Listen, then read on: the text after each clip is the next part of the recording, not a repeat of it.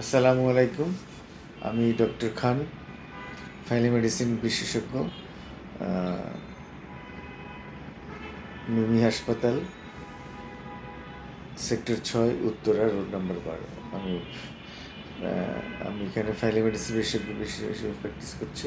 তো আজ কথা বলবো যে বয়স 50 পার হলে কী কী সমস্যা বেশি দেখা দেয় শরীরে। মানুষ বৃদ্ধ হওয়ার দিকে এগিয়ে যেতে থাকলে বয়স বাড়ার সাথে সাথে মানুষের কিছু চোখে পরিবর্তন হয়, তারপরে পেশি, জয়েন্টে, হাড়ে, হরমোনে, ইনসুলিন, নানা রকম পরিবর্তন হয়, যেসব কারণে বয়স বাড়লে কিছু কিছু রোগ বেশি দেখা যায়। যেমন একটা চোখের একটা হলো যে রিফ্র্যাক্টিভ এরর, কাছের জিনিস দেখতে না, পরিষ্কারভাবে দেখতে না পারা, দূরের জিনিস পরিষ্কারভাবে দেখতে না পারা, এটা সাধারণত চক্ষু বিশেষজ্ঞরা চোখে চশমা দিয়ে এটা ঠিক করেন। তারপর আরেকটা হতে পারে ক্যাটারেক্ট, চোখে ছানি পড়া। চোখে বয়স হলে চোখে ছানি পড়তে পারে, চোখের ভিতর যে লেন্সটা থাকে লেন্সটা অস্বচ্ছ হয়ে যায়, তখন আস্তে আস্তে অল্প দেখতে পারে, একসময় দেখতেই পারে না সেই চোখ।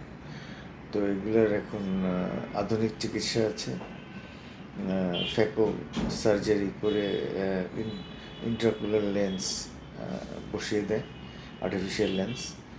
তারপরে কারো কারো চোখের ভিতরে প্রেশার বেড়ে প্রচণ্ড ব্যথা হতে পারে, চোখের গ্লুকোমা, ডায়াবেটিসের দিকে অনেকে এগিয়ে যায়। সেটা হলো যে অনেকের ইনসুলিন কমে যায়, ইনসুলিন নিঃসরণ, রক্তে ইনসুলিন কম থাকে, তখন দেখা যায় যে ডায়াবেটিস হচ্ছে। তারপরে হাড়ের সমস্যা হতে পারে, হাড়ের কার্টিলেজ, তরুণাস্থি ক্ষয়প্রাপ্ত হয়, হাড় ক্ষয়প্রাপ্ত হয়, অস্টিওআর্থ্রাইটিস দেখা দিতে পারে, জয়েন্ট, নি জয়েন্ট বা অন্যান্য জয়েন্টে অনেকেরই এটা হয়, অস্টিওআর্থ্রাইটিস। তারপরে হাড় দুর্বল হয়ে যায়, অস্টিওপোরোসিস বা অস্টিওপেনিয়া, হাড়ের যে উপাদানগুলো কমে যায়, ক্যালসিয়াম, ফসফেট, তখন হাড় দুর্বল হয়ে যায়, সহজে হাড় ভেঙে যেতে, একটু পড়ে গেলেই হাড় ভেঙে যেতে পারে। তারপরে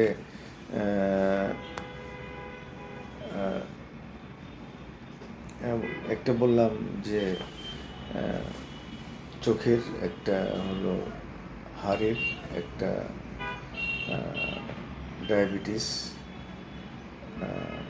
তো আরেকটা আরও হতে পারে হার্টের সমস্যা হতে পারে, coronary artery disease, ischemic heart disease, মানে রক্তে, হার্টের যে রক্তনালী, হার্টে যে রক্ত সরবরাহ করে রক্তনালী, করোনারি আর্টারিগুলো, এখানে চর্বি জমে, ভিতরে চর্বি জমে চিকন হয়ে রক্তে, হার্টের যে মাংসপেশি সেটা রক্ত সরবরাহ, পুষ্টি, অক্সিজেন সরবরাহ ব্যাহত হতে পারে, তখন বুকে ব্যথা বা হার্ট অ্যাটাক হতে পারে, ব্রেনে।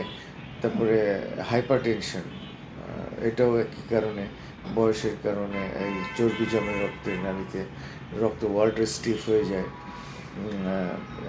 যে কারণে হার্ট পাম্প করে যে রক্ত, সে রক্ত প্রবাহিত হতে হলে বেশি প্রেশার লাগে, সেটাই বলি হাইপারটেনশন। সে রক্তের ওয়ালে প্রেশার বেশি দেয়, স্ট্রোকও হতে পারে এখান থেকে, হাইপারটেনশন থেকে প্যারালাইসিস হতে পারে। তো 50-এর পর, বয়সের পর এইসব সমস্যা থেকে ঝুঁকি কমাতে হলে আপনাকে নিয়মিত হাঁটতে হবে, প্রতিদিন অন্তত 30 মিনিট। তারপরে পুষ্টিকর খাবার, শাকসবজি, ফল, এগুলো বেশি খেতে হবে। স্যাচুরেটেড ফ্যাট, যেমন গরুর মাংস, খাসির মাংস, এগুলা মাসে একবারে বেশি খাওয়া উচিত না। খাবেন ফিশ, মাছ, তো চিংড়ি ছাড়া, চিংড়ি বাদে। আর মাংস একান্তই খেতে হলে চিকেনটা বেটার। আর প্রতিদিন অন্তত গড়ে 8 ঘন্টা ঘুমাতে হবে। চা কফি কম খাবেন। পরিহার করবেন অতিরিক্ত চিনি, অতিরিক্ত লবণ, অতিরিক্ত তেল, এগুলো পরিহার করতে হবে। তো সুতরাং এই জীবন আচারে এগুলো মেনে চললে আপনার সমস্যাটা কম হবে। তবে কিছু সাপ্লিমেন্ট খেতে হতে পারে, সেটা ডাক্তার আপনাকে দিবে, বা কিছু ওষুধ লাগতে পারে, ডাক্তার আপনাকে দিবে। এবং কিন্তু নিজে নিজে ডাক্তারি করবে না। এখন তো গুগলের দিন, আর্টিফিশিয়াল চ্যাট জিপিটি, তো অনেকে এগুলো সার্চ করে, নিজের সমস্যা এগুলো সার্চ করে দেখে। তো ডাক্তাররা 5 বছর পড়াশোনা, 1 বছর ইন্টার্নশিপ, তারপরে পোস্ট গ্রাজুয়েশন করলে আরও 2 থেকে 5-7 বছর এগুলো পড়াশোনা করে তারা বুঝতে পারেন যে আসলে তার কী হয়েছে। আপনি একটা গুগল সার্চ দিলে সন্দেহ করতে পারেন, কিন্তু আপনি নিশ্চিত হতে পারবেন না আপনার কী হয়েছে। সুতরাং গুগল ডক্টর না হয়ে সমস্যা হলে একজন যোগ্য চিকিৎসকের কাছে যান এবং জানার চেষ্টা করুন এবং প্রয়োজনে চিকিৎসা নিন, অ্যাডভাইস নিন। তো আজ এ পর্যন্তই। সবাই ভালো থাকুন, সুস্থ থাকুন, সবার মঙ্গল হোক, পৃথিবীর সবাই সুস্থ থাকুক, এই কামনা করছি। তো আজ এ পর্যন্তই। খোদা হাফেজ, বিদায়। Thanks for watching.